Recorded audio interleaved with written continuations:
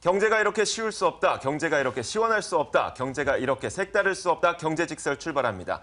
자, 오늘은 김종혜 전문위원 그리고 김영롱 앵커 함께하겠습니다. 어서 오세요. 안녕하십니까? 네, 안녕하세요. 반갑습니다. 자, 오늘 자동차 이야기 할 건데 자동차의 미래에 대해서 많은 분들이 여러 가지 상상하시죠. 그 김영롱 앵커 조금 전에 이야기를 했던 것처럼 네. 날아다니는 자동차 그 이런 정도는 돼야 미래라고 할 수 있는 거 아니에요? 그래도 우리가 눈에 볼 수 있는 미래가 더 중요하지 네. 않을까요? 물론 미래에는 자동차는 날아다니겠죠. 그렇죠? 개인용 비행기가 생기겠죠. 아, 그런가요? 네. 참 역시 민망하네요. 쿨하셔. 네. 자, 그럼 오늘 주제가 무엇인지 지금부터 저희가 살펴볼 겁니다. 화면으로 준비했습니다. 만나보시죠. 자, 오늘 저희가 준비한 주제는 바로 이겁니다. 누구냐 넌 커넥티드 카. 나는 지금 되게 살리신 거예요, 그렇죠? 조금 더 현장감이 있어야 되는 거 아닌가요? 그 말만 안 했다면 아무도 인식하지 알겠습니다. 못하고 지나갔을 텐데. 네, 알겠습니다. 자, 일단 그 커넥티드 카. 아시는 분들 아시겠지만 저희 주시청자분들이 아무래도 좀 연세가 있으신 분들도 꽤 많기 때문에 네. 일단 영어만 나오면 좀 혼란스러울 수도 있어서 커넥티드 카가 무엇인지부터 네. 제가 좀 정리를 해드릴게요. 네. 커넥티드 카 단 한마디로 정리하자면 이겁니다.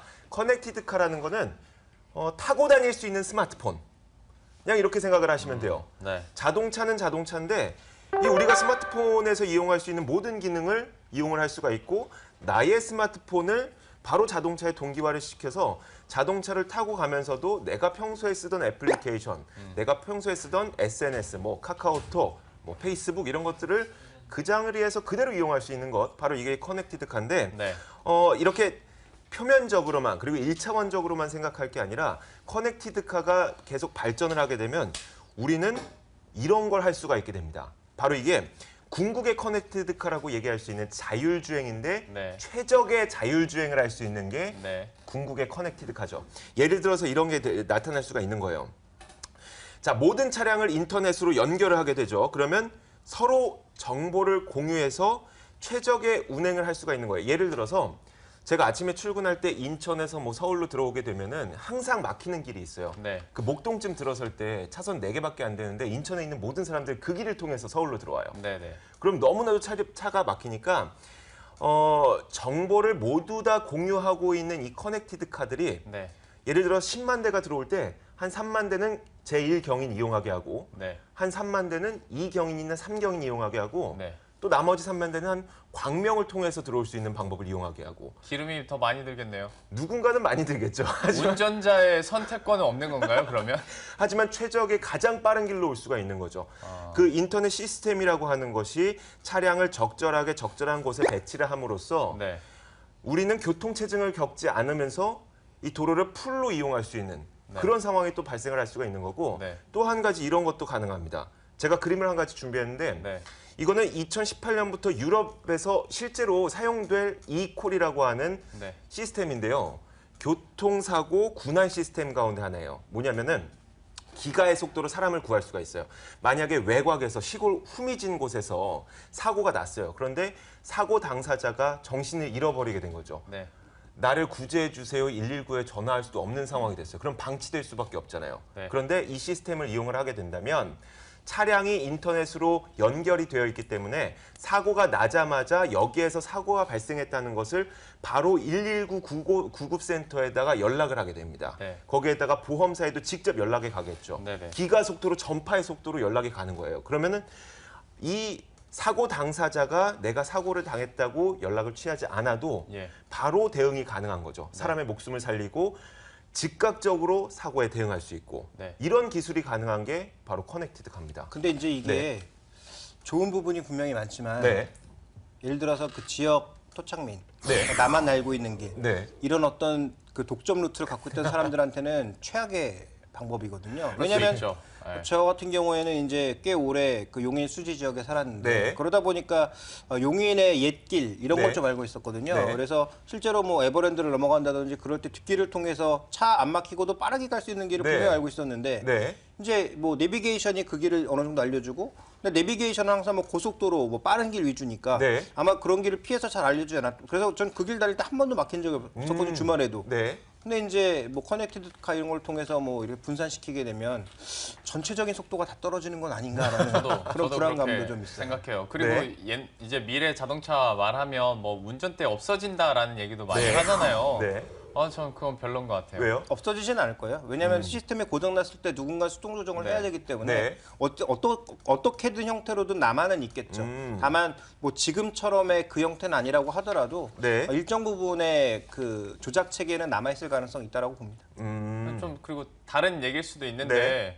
좀 운전하는 맛이라는 것도 있잖아요. 그렇죠. 근데 너무 이제 커넥티드카 자기가 알아서 자율주행 해주면 네. 좀 심심할 것 같다는 사담과 함께 네. 마지막에 그 비상 연락 해주는 거 있잖아요. 네. 그 실제로 지금도 이미 하고 있는 부분도 있고, 네. 뭐 삼성 같은 경우에는 삼성 커넥토라고 해가지고요. 네. 여기서 이제 모듈 같은 것만 하나 꼽으면 오. 이제 구형 자동차도 이제 스마트 카처럼 사용할 그래요? 수 있는 기술을 지난 WMC에서 공개를 했었거든요. 이야, 알고 계셨어요? 아니 그건 모르고 있었어요. 모르고 계셨죠? 네. 야. 그 지금 그 제가 이제 장기 렌터카 네. 이용해봐서 아는데 장기 렌터카 같은 경우에도 차량에다 GPS를 달고 있기 때문에 네. 이게 차량의 그 이상 신호 정도는 감지를 해서 예를 들어서 뭐 차가 사고가 나가지고 엔진이 내려앉았다든지 네. 그러면 바로 그게 통보가 가거든요. 맞아. 오. 그래서 지금 뭐 말씀하신 정도까지는 아니더라도 어느 정도 차량의 정보 사고 정보를 공유하는 그런 시스템은 지금도 이미 어느 정도 갖춰져 있다 이렇게 봐야 되겠죠. 네. 자, 그러면은 김영롱 앵커가 계속 얘기를 좀 해주세요. 삼성이 지금 뭘 하고 있는 건가요? 그렇게 제가 대단한 걸 지금 말을 한 건가요? 놀라웠어요. 삼성 커넥트 오토라는 거예요. 네. WMC에서 공개를 했는데요. 그러니까 완전체가 되기 전에 이 네. 모듈을 꼽음으로써 이제 스마트카 역할을 할 수 있는 거예요. 스마트폰과 자동차를 연결 지을 수 있는 건데요. 네. 기능이 막 그렇게 많은 건 아닙니다만은 네. 첫 번째가 운전 습관을 개선시켜 줘요. 네. 그래서 악셀을 밟는 거에 따라서 얘가 분석을 한 다음에 어떻게 하면 최적의 효율을 낼 수 있을까, 그리고 연비를 절약할 수 있을까를 얘가 계산을 해주는 거예요. 네. 그래서 알림을 해줘요. 너무 막 급하게 밟으면 얘가 뭐 경고등이 뜰 수도 있는 네. 부분이고요. 그리고 두 번째가 이제 사고 때 비상 연락이 되는 네. 거. 자동차가 사고가 났다고 판단을 하면 운전자가 미리 설정해 놨었던 곳으로 전화가 가요. 그게 119일 수도 있고 배우자일 네. 수도 있고 가족일 수도 있는 네. 거죠. 그리고 이건 참 사소한 건데 편할 네. 것 같은 게 주차 위치를 확인해주는 기능이 있습니다. 야, 이걸 그거 꼽아놓으면. 좋네요. 우리 이제 주차장에 주차를 하면 네. 꼭 내려서 카메라로 찍잖아요. 네, 어딘지. 그렇죠. 그래 놓고도 헷갈리는 경우가 있는데 좀 이런 기능을 한다면 조금 더 좀 쉽게 차를 찾을 수 있지 않을까. 뭐 이렇게 정말 네. 어려우신 분들은 풍선 달아 놓잖아요. 차를 못 찾아서. 뭐 카트라이더예요. 실제로 있었던 일이에요. 네. 풍선을 달아놓는다고요. 전 한 번도 본 적이 없어서. 저는 주에 도대체 어딜 다니시길래 그러시는 거예요? 아니 그 어떤 어머님이 그 차를 찾는데 너무 어려워서 그 네. 공항을 가셨대요. 근데 공항 주차장 너무 넓잖아요. 네. 그래서 도저히 찾을 수가 없어갖고 헬륨가스 풍선을 달아 넣어서 진짜예요? 진짜로요. 방송에서 거짓말하시면 안 돼요. 진짜 그런 일이 있었대요. 아 진짜로요? 네. 자기 눈으로 본 아니 건 아니죠? 라디오 사연으로 나왔었어요. 라디오 사연. 네. 라디오 그분을 다시 만나게 되면 네. 이 삼성 커넥트 오토 하나 사드리세요. 이거 좀 심각한데. 네. 아무튼 그런 게 있어요. 그리고 또 하나가 이제 스마트폰이랑 연동이 된다는 건 당연히 이제 뭐 음악도 들을 수 있고 스마트폰에 있는 영화도 볼 수 있고 뭐 이거는 굉장히 이제 기초적인 거니까 네. 이렇게 할 수가 있는 건데요. 이제 이거는 한 다음 달 중으로 예상이 되는데 미국 AT&T의 이 기술을 이제 공급을 하기로 했어요. 네. 그렇다 보면 이제 점점 보급화도 더 빠르게 될 수가 있는 부분이고 역시 통신사와 결합을 하는 거잖아요. 그렇죠. 그렇다 보니까 이제 뭐 기가급의 속도를 계속 얘기를 하셨는데 그게 좀 더 빨리 이루어지지 않을까 싶고요. 이와 함께 사실 커넥티드카의 문제가 네. 보안이에요, 보안. 보안이요? 인터넷이랑 연결이 되면 누군가는 해킹을 하잖아요. 그렇죠. 이것 때문에 사실 계속해서 좀 문제가 나오고 있고 그것을 보완하기 위해서 노력을 하고 있는데요. 삼성전자 같은 경우에는 이제 녹스라는 보안 자체 네. 보안 시스템이 있잖아요. 이것을 이제 여기에다가도 적용을 해서 최대한 보안을 신경 쓰도록 지금 계속 노력을 하고 있는 것 같더라고요. 네. 예. 자, 왜요? 저희가 이야기를 쭉 하다 보니까 저는 원래 저희가 이야기를 했어야 되는 것들이 있잖아요. 그런데 갑자기 삼성에 대한 이야기를 그냥 끌고 가보면 어떨까라는 생각이 드는데 어떠세요? 삼성으로 갈까요? 그래서 지금 삼성으로 가고 있잖아요. 그 김종혁 위원님한테 좀 네. 의견을 듣고 싶은 거예요. 이런 네. 삼성의 투자가 괜찮은지. 네. 원래 저희 다른 이야기 더 하고서는 넘어가려고 했는데 네. 이왕 이야기 나온 김에 한번 들어볼게요. 그럼 이왕 이야기 나온 김에 제가 삼성 지금 나오고 있는 사업들을 얘기하고 그럴까요? 그다음에 이야기 한번 얘기부터 정리를 먼저 아, 네, 해주시죠. 그럼 말씀해 주세요. 네. 그래요. 삼성 커넥트 오토는 여기서 마무리를 짓도록 하고 네. 아마 주식하시는 분들을 너무 잘 아실 것 같아요. 네. 최근에 BYD에 5천억 원 투자하기로 했었잖아요. 네. 이게 네. 전기차 업체로서는 1위예요. 네. 이제 너무 잘 아실 것 같은데 이거를 통해서 이제 전기차도 전기차지만 전장 부품에 좀 더 이제 힘을 쏟아가면서 한번 네. 이 판로를 개척하자라는 의미인데요. 네. 사실 LG전자, 뭐 삼성전자 지금까지는 우리가 섹터 구분하면 IT 부품, 뭐 네. IT 업체로 많이 했었잖아요. 그렇죠. 근데 이제 이 두 업체들도 전장 부품에 많이 쏟아붓고 있고 네. 실제로 권호영 삼성전자 회장 같은 경우에도 회장 같은 네. 부회장 같은 경우에도 역시 뭐 전장 사업부를 직접 챙기면서 올해 초부터 아주 강력하게 힘을 실어주는 모습이다 보니까 네. 역시 이런 전장 부품 사업에 대해서 많이 힘을 쏟고 그다음에 굉장히 빠른 행보를 이어가고 있고 실제로 막 이제 투자를 하고 하면서 실질적인 성과를 이제 조금씩 나타내다 보니까 언론에서도 많이 좀 조명을 하는 것 같더라고요. 벌써부터 네. 이제 빛을 발하고 있다. 그리고 뭔가 신호가 오고 있다라는 식으로 헤드라인이 많이 장식되는 것 같더라고요. 네. 이렇다 보니 이제 주식 시장에서는 자동차 부품주 그리고 전장 사업부에 대해서 삼성전자나 LG전자, 뭐 LG이노텍, 네. 삼성 SDI 어떻게 볼 것인가 얘기가 많이 있더라고요. 근데 이거 네. 생각을 잘 해야 돼요. 네. 기본적으로 전기차 커넥티드 카로 간다라는 것은 네. 자동차에서 중요한 그 여러 가지 부품 중에서 뭐가 바뀌는 거죠? 구동계가 바뀌는 거거든요. 네. 그러면 기존의 엔진 업체, 엔진 부품 업체 이런 거 다 싸그리 쓸모 없어진다라는 얘기거든요. 그렇죠. 그러면 자동차 부품 내에서도 이런 기존의 구동계와 관련된 업체들은 전반적으로 지금 매력이 떨어진다라고 봐야 될 것 네. 같고요. 네. 또 하나 우리가 좀 살펴봐야 될 건 우리나라니까 지금 삼성이 잘하고 있다, 삼성이 앞으로 잘할 거다, LG전자 뭐 좋을 거다라고 이렇게 얘기하고 있지만 실제로 시장 상황이 그렇게 될지는 굉장히 불분명합니다. 몇 네. 가지 좀 짚고 넘어가도록 하겠는데요. 네. 첫 번째로 봐야 될 것은 지금 커넥티드 카가 과연 크게 성장할 것인가, 성장하게 되면 자동차 전체의 성장을 가져올 것인가, 아니면 공유 경제를 통해서 기존 시장을 잠식할 것인가, 그렇죠. 이 부분에 대한 논의가 필요한데요. 네. 먼저 네. 준비된 그림을 조금 보실까요?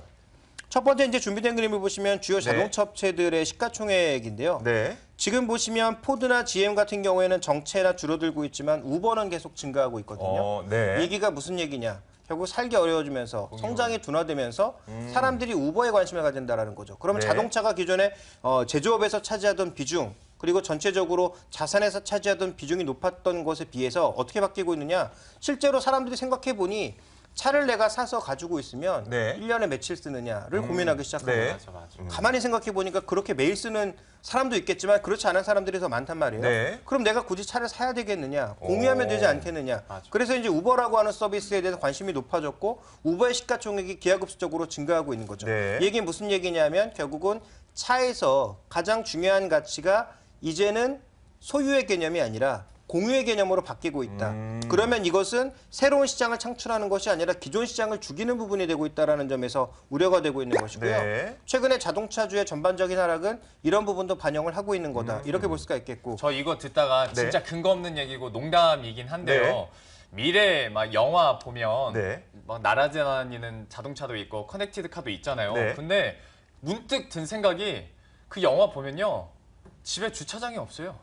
그러니까 개인 소유를 뭐 이제 땅덩어리는 제한돼 있죠. 네. 뭐 사람은 늘어나죠. 하다 보니까 주차 공간이 없어. 네. 그렇다 보면 진짜 얘기를 하시는 것처럼 어떤 자동차를 소유 개념으로 해서 내 집에 지금처럼 주차하는 게 아니라 네. 나중에는 진짜 공유하고 붕붕 떠다니는 걸 그냥 타가지고 예약해서 그렇죠. 내 집 앞으로 오게 네. 하는 게 더 쉽지 않을까라는 생각도 문득 쓸데없이 들어봤네요. 그러니까 아니요. 중국에서도 네, 지금 굉장히 중요한 일부 포인트 도시에서 같아요. 칸디라고 하는 그런 네. 프로젝트가 진행 중이잖아요. 중국에서 지금 가장 많이 팔리는 그 전기차 중에 하나가 비아디께 아니라 칸디거든요. 네. 근데 칸디 이거는 굉장히 소형차예요. 네. 그런데 짧은 거리를 다닐 수 있을 정도의 전기차인데 도시 내에서만 운영할 수 있는 일종의 공용 전기차거든요. 네. 앞으로 그런 서비스로 갈 가능성은 충분히 열려 있고요.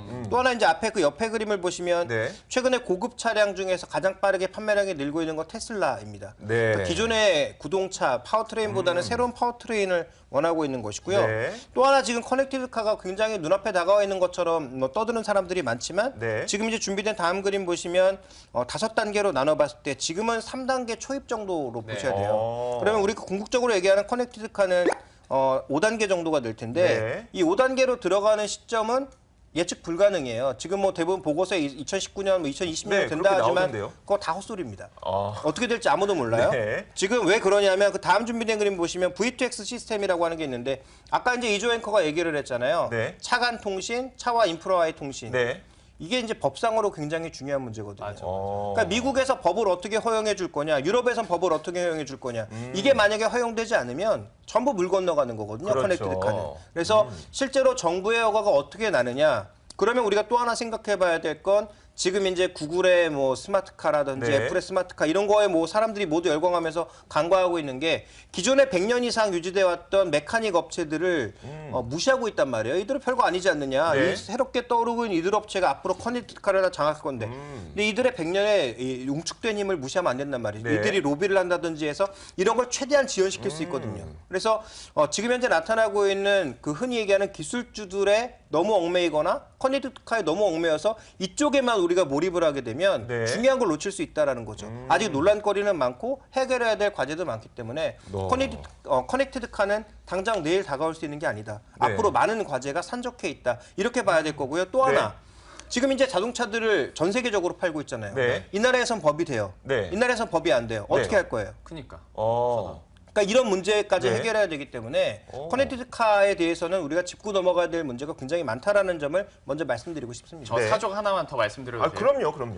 네. 그 자율주행 얘기를 하다 보니까 네. 커넥티드카 하다 보니까 역시 법적인 문제도 있고 또 인륜적인 문제가 있어요. 인륜적인 그러니까 문제. 예를 들어서 사고 났을 때. 사고가 났을 네. 때 길을 가는데 앞에 사람이 있어. 네. 그러면 옆으로 꺾잖아요. 그렇죠. 근데 오른쪽에는 애기들이 걸어가고 있어요. 네. 그리고 왼쪽에는 나무가 박혀 있어요. 네. 쭉 가면 걸어가는 사람을 치고 네. 그래서 그 사람이 죽고 오른쪽으로 꺾으면 애기들이 치여서 죽고 네. 왼쪽으로 꺾으면 나무랑 부딪혀서 내가 죽고 그걸 어떻게 컴퓨터가 해결할 것이냐인데 이런 네. 윤리적인 부분을 과연 인간이 이걸 단정지을 수 있을까? 그래서 정말 100% 자율주행 자동차가 가능할까라는 생각은 좀 지금도 계속하게 되더라고요. 그 문제에 대해서 이렇게 답을 하시는 분이 있더라고요. 결국은 이제 프로그래밍을 해서 그러면 누구를 치어야지 가장 그 손해가 손해가 적냐. 적을 것인가를 판단을 하게 되는데 네. 그러면 결국 사람의 목숨을 좌지우지하는 게 사람이 돼버린다. 사람이 네. 신의 영역으로 가는 거냐. 네. 이 그렇기 때문에 아직은 좀 자율주행의 그런 프로그램이 미숙할 수밖에 없다라고 얘기하시는 분들도 계시더라고요. 그러니까 이제 당장 4년 후 2020년 네. 될까라는 생각은 저도 좀 드는 것 같아요. 갑자기 정의란 것이- 기술이 부족한 게 아니에요. 기술은 될 수 있어요. 네. 그래서 그 정도 2020년 정도면 5G망도 깔리죠. 네. 그다음에 지금 발전 속도로 봤을 때 충분히 될 수 있다니까요. 그러니까 기술적인 문제가 있는 것이 아니라 윤리적인 문제나 법적인 문제를 앞으로 어떻게 해결해 나갈 것이고 네. 이 글로벌적인 표준을 과연 어떻게 만들어낼 거냐가 가장 중요한 문제라는 거죠. 네. 그래서 이것을 만약에 해결하지 못한다면 기술적으로는 이미 다 완성이 돼 있음에도 불구하고 출발이 늦어지거나 아니면 지연될 가능성이 높다라는 점 때문에 주의하실 필요가 있겠고요. 또 하나 저는- 이제 네. 예. 저는 근데 삼성에 투자하고 있는 그 방식을 보니까 일단 USB 같은 것 하나만 꼽게 되면은 마치 커넥티드카의 효과를 낼 수가 있다고 했잖아요. 제한적으로. 네, 제한적으로. 예. 사실 저는 이 부분이 굉장히 매력적으로 보였던 게 말씀하셨던 어떤 법적인 문제라든지 윤리적인 문제를 지금 특별히 제약을 받지 않으면서도 커넥티드카로 한 발 한 발 다가갈 수 있는 어떤 행보처럼 보이거든요. 삼성의 이런 투자가 잘 될까요? 저는 잘 될 것 같은데. 분명히 이제 새로운 시장을 개척하는 부분도 있겠죠. 그리고 네. 또 하나 지금 QM3에서 시도하고 있는 삼성 태블릿을 갖다 꽂으면 거기 내비게이션이나 네. 인포메이션 시스템이 전부 되는 네. 그런 형태도 있잖아요. 그래서 분명히 새로운 시장이 열리고 삼성의 매출이 추가적으로 증가할 가능성이 있다라고 보지만 여기도 몇 가지 체크해야 될 부분이 있습니다. 네. 삼성이 새롭게 비메모리 쪽에서 매출을 올리고 있잖아요. 네. 그러면 기존의 메모리의 강자였던 삼성전자가 뭔가 큰 역할을 하고 있을 것 같지만 준비된 그림을 보시면 여전히 모바일 AP 시장에서 삼성의 점유율은 낮은 수준입니다. 가장 많이 팔고 있는 삼성전자의 스마트폰임에도 불구하고 오. 여전히 퀄컴과 그리고 뭐 미디어텍 네. 이런 쪽에 모두 뒤지고 있는 상황이고요. 그다음에 자동차용 반도체 시장을 내부적으로 우리가 들여다볼 필요가 있겠는데 준비된 그림을 보시면 뭐 MCU라든지 네. 아니면 여러 가지 그 차량용 반도체 시장에 이미 과점화된 업체들이 들어가 있습니다. 이 업체들이 뭐 인피니언, 르네사스, ST 마이크로 일렉트로닉스 네. 이런 업체들이거든요. 다음 준비된 그림을 보시면 순위가 나오는데요. 네. 인피니언이 이미 독일 차는 전부 장악하고 있고요. 르네사스가 또 상당수의 부품에 들어가 있는 상황이고요. 네. 그다음에 뭐 프리스케일이나 NXP와 같은 이런 업체들이 시장을 이미 장악하고 있는 상황입니다. 네. 이들의 주가 동향을 살펴보시면 회사마다 약간의 차이는 있습니다만 업데일이라고 볼 수 있는 인피니언의 주가 흐름 한번 보실 필요가 네. 있겠는데요. 네. 르네사스는 최근에 여러 가지 문제로 실적도 안 좋고 그래서 조정을 받고 있습니다만 네. 다음 준비된 인피니언을 보시면 역사상 최고치 흐름을 가고 있거든요. 네. 그러니까 이런 시장이 지금 형성되고 있고 그다음에 NXP 반도체라든지 프리스케일이라든지 이런 쪽도 최근에 어느 정도 조정을 받고 있지만 견조하게 버티고 있는 상황이란 말이죠. 네. 그러면 삼성이 향후 진출하는 시장이 약간 다를 수는 있겠지만 이런 경쟁자들을 뚫고 나가야 된단 말이죠. 네. 그러면 기존의 반도체의 최강자였고 앞으로도 반도체 시장 메모리 쪽에선 최강자 역할을 할 수 있는 삼성 반도체가 네. 뭐 MCU 시장이라든지 어시스턴트 시장이라든지 아니면 아날로그 반도체 시장이라든지 이런 쪽에서 또 큰 역할을 하고 반도체 시장에서 크게 역할을 할 수 있느냐? 물음표라는 거죠. 쉽지 않겠네요. 그래서 그러네요. 이 부분을 우리가 짚고 넘어가야 제대로 된 얘기를 할 수 있다. 그래서 앞으로 저는 뭐 커넥티드 카가 안 된다. 삼성이 네. 여기서 매출을 올릴 수 없다가 아니라 매출도 올릴 수 있고 커넥티드 카도 되지만 우리가 짚어야 될 이런 이슈들을 짚지 않고 무조건 장밋빛 전망만 얘기하는 것은 공든탑에 불과하다라고 보고 있는 것입니다. 네, 알겠습니다. 굉장히 재밌는 이야기가 많네요. 저는 그 커넥티드 카를 오늘 한다고 했을 때 남들 다 알고 있는 그런 얘기만 나오지 않을까 싶었는데 와 이런 경쟁 관계도 있구나라는 그런 생각이 들었어요. 네. 어찌됐건 그래도 많은 기업들이 법상으로 어떻게 되든 아니면 뭐 경쟁자가 많든 간에 그래도 커넥티드 카를 위해서 기술 개발을 해야 되지 않습니까? 확인하겠죠. 네. 그래갖고 지금 현재 그 글로벌 IT 기업들과 자동차 기업들 간에 어떤 협업 관계를 하고 있는지 제가 한번 살펴봤더니 네. 가장 대표적인 기업이 구글이더라고요. 구글이 피아트와 함께 이 커넥티드 카 혹은 자율주행 자동차를 만들기 위한 협업 관계를 얼마 전에 올해 피아트요. 피아트였어요. 그러니까 수많은 자동차 제조 기업이 있는데 그 가운데 피아트를 선정했는데 네. 딱 이걸 보니까 과거에 우리가 스마트폰 개화기 시절에 구글이 안드로이드를 개발하고 네. 삼성의 스마트폰을 이용했던 딱 그 협업 관계가 좀 떠오르더라고요. 초기에는 HTC였죠. HTC였네요. HTC의 안드로이드 1이 최초 모델이었고요. 네. 그다음에 그 회장이 직접 삼성에 찾아가서 사업을 제안했을 때 삼성이 거절했죠. 맞아. 네, 그래서 그게 HP 지금 대만 HTC로 네. 넘어간 거였고요. 그 이후에 이제 삼성이 시장이 커지니까 다시 그 안드로이드는 가져오지 못했지만 네. 그 레퍼런스 폰만 가져오게 된 거죠. 그렇게 된 거구나. 네. 자, 그런데 이렇게 구글이 피아트와 손을 잡게 되니까 저는 좀 무섭다는 생각이 든 거예요. 구글과 같은 능력을 갖고 있는 기업이 네. 피아트와 같은 능력을 갖고 있는 기업과 손을 잡았다. 그러니까 지금 이게 시장이 무너지고 있는 거죠. 기존의 자동차 시장을 고집했던 이런 전통 명가들, 그다음에 지금 새롭게 떠오르고 있는 커넥티드 카를 할 것 같은 그런 업체들, 이런 업체들끼리의 이 영역이 무너지면서 삼성이 경쟁력을 가져가기 위해서는 소프트 파워도 키워야 되고 네. 자동차 업체 중에 누구랑 협력할지도 고민해야 되고 아니면 범용업체로 갈 것인지에 대한 고민도 필요하고 네. 굉장히 좀 많은 고민이 필요하기 때문에 지금 우리가 단순하게 낙관하기에는 조금 어렵다라는 판단 동시하셔야 될 것 같습니다. 네. 삼성전자는 지금 BMW하고 하고 있거든요. 그렇죠. 네, 네. 네.